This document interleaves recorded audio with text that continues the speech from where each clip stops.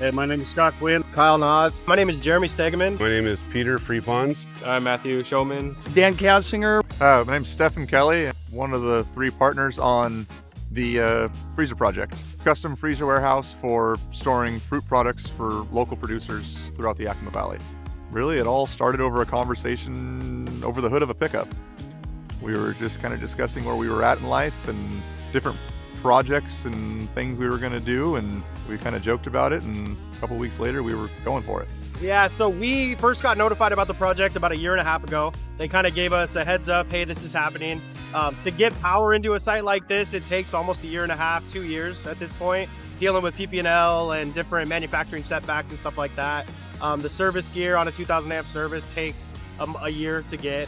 So we've been dealing with loads and different things for about 1.5 years since right at the end of 2023 on this project. There were a handful of challenges that we faced throughout the planning phase and throughout the project. As far as picking the ground out to build it on, the freeway access is the biggest key, and then just contacts and knowing people is the other key part of it. When you first start planning it, it's really good to work with a general like Columbia River Steel.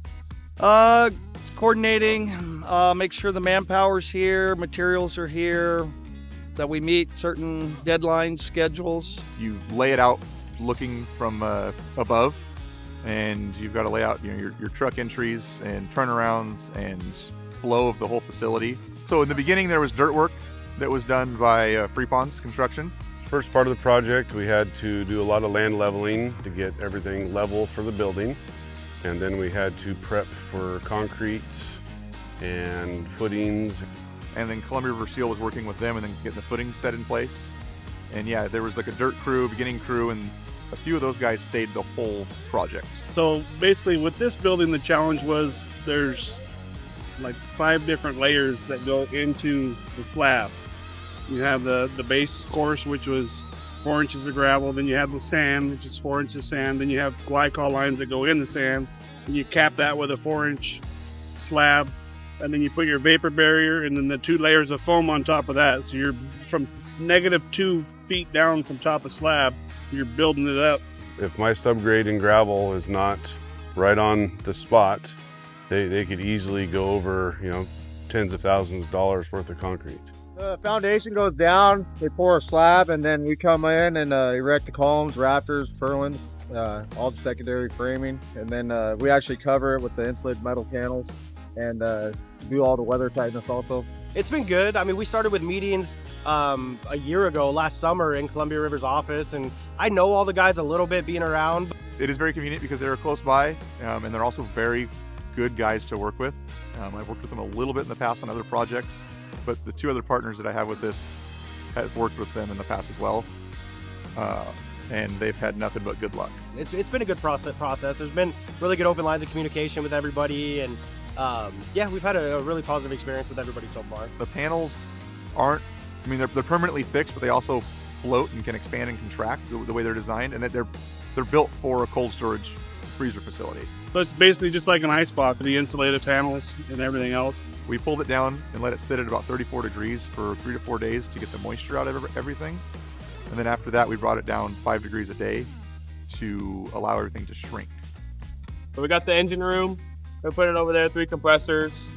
We're piping in the 10-inch main. We ended up doing all stainless on the suction side, which is really nice. And then carbon on all the high side stuff. We got 2 condensers on this site. And then we're running all the lines on the roof. We got 14 evaporators in here, which is quite a few. The ammonia compressors, they're built in Texas. They're all 350 horsepower. The freezer is designed to run on 1.5 of them during the hottest part of the summer. Right now, with pull down and everything, we've been able to maintain on about 70% of one of them. It's simple, but it's a really neat system.